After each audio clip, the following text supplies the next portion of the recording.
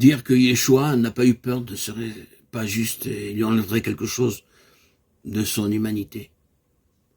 C'est ce que faisaient ceux qu'on appelait au 1er siècle les monothéistes, du grec téléma, c'est-à-dire ceux qui n'en connaissaient en Yeshua qu'une volonté, la volonté divine, celle-ci absorbant, détruisant en quelque sorte la volonté humaine.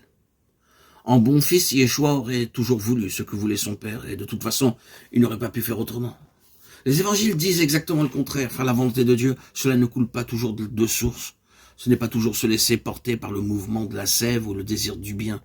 C'est aussi un combat, une agonie. D'ailleurs, agonia désigne en grec un combat entre deux volontés, deux désirs qui s'opposent, se rejettent même, avant de pouvoir peut-être s'accorder.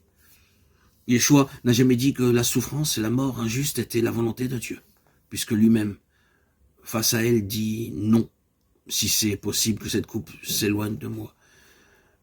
Marc 14, 32, 42, Luc 22, 40, 46, Matthieu 26, 36. Sa psyché dit non quand il dit « Mon âme est triste à en mourir » dans l'épisode de Gethsémane. C'est tout son corps qui dit non quand il se couvre de sueur de sang.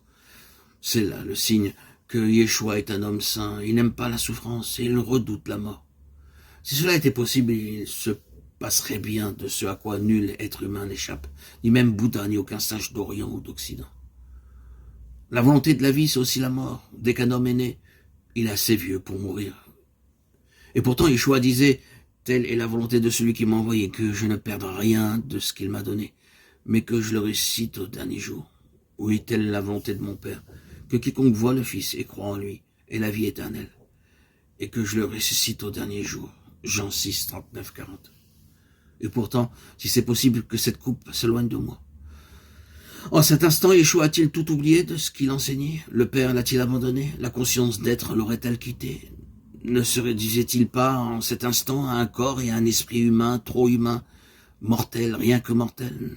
N'est-ce pas généralement ce qui arrive au moment de la mort où l'on oublie tout, ce que l'on a appris et ce que l'on a enseigné?